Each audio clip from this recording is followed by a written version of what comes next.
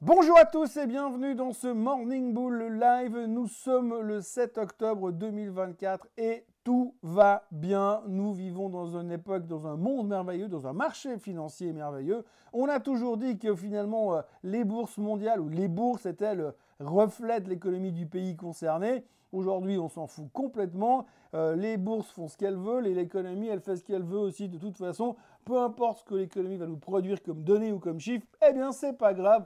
On trouvera toujours ça hyper cool. On l'a d'ailleurs vu en fin de semaine dernière avec les chiffres de l'emploi qui étaient exceptionnels. Personne n'avait rien vu venir, hein. Comme je l'ai expliqué dans la vidéo de ce week-end sur le Swiss Bliss, je l'ai expliqué longuement sur le fait qu'il y a bien 107 000 jobs de plus créés. C'est au-dessus de toutes les attentes, de tous les analystes du marché. Il n'y en a pas un qui avait vu un chiffre aussi élevé, sauf les mecs du BLS qui, encore une fois, ont réussi à trouver un chiffre quelque part. On ne sait pas trop comment, mais enfin, peu importe. Le marché est heureux, le marché est satisfait. Alors c'est vrai que ce bon marché de l'emploi aurait pu entraîner une certaine trouille puisqu'il y a une partie du narratif qui me disait que si le marché de l'emploi était faiblard, eh ben, il serait obligé de baisser une deuxième fois les taux de 50 basis points.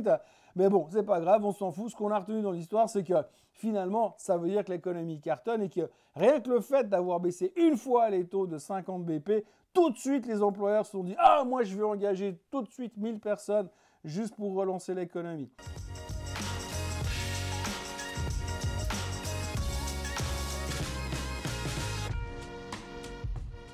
Donc on commence une semaine de nouveau pratiquement en mode euphorique. On a tous les voyants qui sont verts puisque finalement le marché de l'emploi va dans la bonne direction. On a vu que de toute manière, peu importe le chiffre qui serait sorti, on aurait trouvé une bonne excuse pour monter. Donc ça monte et ça monte. On est de nouveau sur des niveaux quasiment au plus haut historique. C'est le deuxième. On a fait vendredi soir, on a fait la deuxième clôture la plus haute de l'histoire sur le marché américain. Le marché est en hausse de 40% depuis une année, depuis le mois d'octobre dernier, 40% depuis que Powell a dit je vais peut-être m'autoriser à faire un pivot quelque part. Et depuis là, on ne fait plus que monter en espérant que les taux baissent. Les taux ont baissé il y a 10-15 jours en arrière. On est quasiment sûr qu'ils vont rebaisser au mois de novembre, mais plus de 50 BP parce que du coup, entre deux, l'économie, elle est déjà repartie. Le marché américain a ajouté 14 000 milliards de market cap à sa valorisation totale depuis l'histoire du pivot de M. Powell. Ça représente 1200 milliards de dollars de hausse, entre guillemets, par mois. On est au 45e record historique sur le S&P 500. Bref, tout va bien. Et surtout, au-delà du fait que tout va bien, n'importe quelle donnée économique qui peut sortir en dessous des attentes, à droite, à gauche, on s'en fout. De toute manière, à l'intérieur de la donnée économique, il y a toujours un truc de positif qui va nous dire eh ben, il faut acheter le marché. Donc pour l'instant, on continue d'acheter le marché. On est dans un monde où finalement, vous avez le pétrole qui a explosé parce que vous avez toujours Israël qui est au bord de bombarder l'Iran. D'ailleurs, pas plus tard que ce matin, il y en a un qui a déclaré qu'ils allaient bombarder l'Iran potentiellement. C'est un haut responsable israélien qui a dit que potentiellement, ils allaient bombarder l'Iran de la même manière dont ils bombardent Beyrouth, donc c'est-à-dire longtemps, tout le temps et en permanence sans que personne riposte nulle part. Donc on va continuer dans cet embrasement qui, semble-t-il, va quand même bien finir par s'embraser, même si on l'attend depuis longtemps. Le baril frise les 70, au-dessus des 74 $. On a cassé les résistances sur le chart du pétrole. On sait très bien que si ça part en vrille, ça peut partir en vrille très très vite. Très vite d'ailleurs, vous avez la semaine dernière des gars qui sont venus dire que le baril pouvait aller à 200 $. Vous avez Goldman Sachs qui a déclaré pas plus tard qu'il y a quelques heures que si jamais il y avait un vrai embrasement et puis qu'ils attaquaient les raffineries iraniennes, eh bien le baril pouvait prendre facilement 20 $ comme ça. Acheter des calls. Résultat, on pourrait monter à 94, 95 $ immédiatement. Si on monte à 95 $, on sait qu'à l'approche des 100 $ sur le baril, il y a des risques de récession aux États-Unis. Bref, vous avez tout ça qui est mis ensemble pour vous dire ah ben là, franchement, c'est pas super serein. En plus, on a baissé les taux. Donc logiquement, si on fait un petit calcul rapide, le pétrole qui remonte, le risque de guerre qui va faire booster encore le prix du pétrole, les taux d'intérêt qui sont plus bas qu'il y a un mois en arrière, donc qui redynamisent l'économie. On l'a vu avec le marché de l'emploi qui est excellent, donc ça va super bien. Résultat, vous avez tout qui est aligné pour avoir peut-être potentiellement un retour de l'inflation. Et ce sera d'ailleurs le challenge de la semaine puisque nous allons avoir les chiffres du CPI ce jeudi et puis le PPI ce vendredi. Et en fonction de ces chiffres-là, on verra si finalement l'inflation va toujours en direction des 2% comme prévu ou alors est-ce qu'on va se poser des questions parce qu'on verra encore une fois que peut-être l'inflation elle n'a pas complètement rendu les armes. Alors, pour être honnête, c'est très peu probable que ça ait un effet quelconque sur le marché, puisque de toute façon, c'est la même administration qui a sorti les chiffres de l'emploi, où tout le monde est convaincu que c'est bidonné, qui va sortir les chiffres du CPI vendredi. Donc là, on peut se dire qu'ils ne vont pas se déjuger et sortir l'opposé de l'autre chiffre. Donc logiquement, le CPI devrait aller dans la bonne direction. Mais néanmoins, si on fait juste les maths, si on met juste les choses bout à bout, il y a quand même un truc qui ne joue pas parce qu'on est en train de partir à la hausse comme si plus rien ne nous arrêtait, que la croissance était permanente, alors qu'en fait, on est en train peut-être de rallumer à coup de silex, d'accord, mais la possibilité que l'inflation puisse repartir à la hausse. Bref, on est au milieu de nulle part, on ne sait pas trop quoi penser, mais en tout cas, si on ne sait pas quoi penser, la dernière chose qui nous vient à l'esprit, c'est d'acheter le marché parce que finalement, tout va bien et tout ira bien. Et comme je le disais au début, de toute manière, peu importe le chiffre économique qui sort, il y a toujours quelque chose de positif à l'intérieur et c'est ça qu'on regarde en premier lieu. Le marché américain est quasiment au plus haut de tous les temps. Goldman Sachs vient de remonter son target sur le S&P 500. Le nouveau target, c'est au hasard 6000. Donc, le maître mot du moment, c'est quand est-ce que le S&P atteindra 6000 points. Je crois que la question n'est pas de savoir si le S&P va atteindre les 6000 points. La question est plutôt de savoir si le S&P va atteindre les 6000 points cette semaine ou d'ici la fin du mois d'octobre. Rien de plus que ça. Donc pour l'instant, on est concentré sur le marché qui va super bien, l'emploi qui va super bien, l'embrasement dont tout le monde se fout actuellement tant qu'il n'y en a pas visiblement, les chiffres du CPI qui vont nous tomber dessus en fin de semaine, qui vont nous donner un petit peu un avant-goût de ce qui est en train de se passer, pour autant qu'ils ne soient pas magouillés, ce qui paraît peu probable. Et puis, pour terminer, parce qu'on n'en parle pas beaucoup encore, d'ici vendredi, on va avoir le début de la saison des trimestriels. Ça, c'est un autre truc qui va nous occuper.